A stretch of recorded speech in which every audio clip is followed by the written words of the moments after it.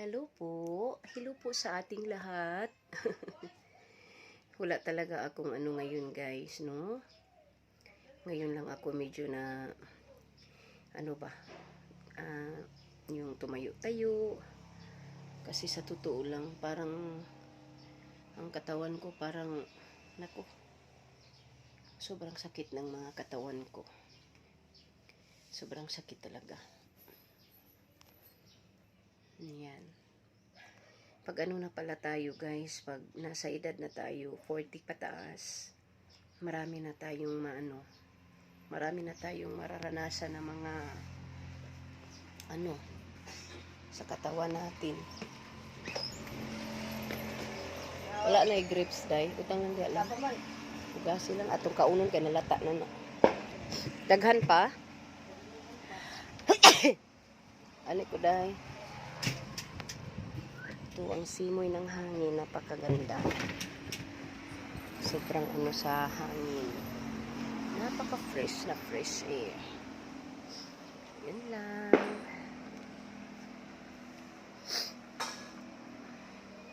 Ganyan na tayo. Ganito na tayo. Pag noon, sa bata pa tayo, wala tayo talagang mararanasan na ganito. Pero ngayon na yung edad natin ay nasa 40 pataas. Hindi na natin maiiwasan ang mga mararamdaman natin. Minsan magaan ang pakiramdam mo, minsan naman parang siguro ito na siguro ang tinatawag guys na menopausal na tayo.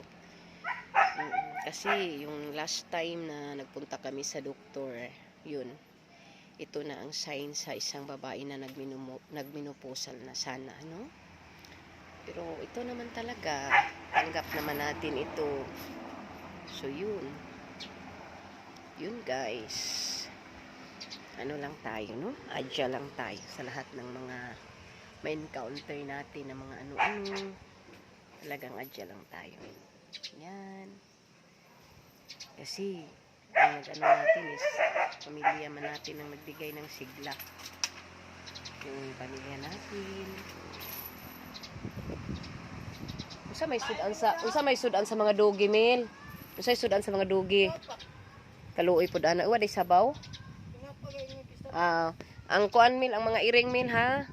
Ang mga iring Mel. Ati man na intaw ninyo ang mga iring. Ay maluoy ta sa iring.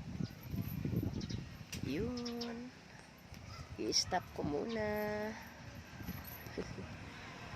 Lakas ng hangin. Mamaya bababa na ako, punta ako sa kabila.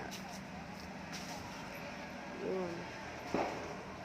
Hindi ako na ngayon na magugustuhan kung Hindi nga ako nakapaghilamos eh. Hindi pa ako nakapaghilamos. Bye. Ingat tayo palagi. We love you all.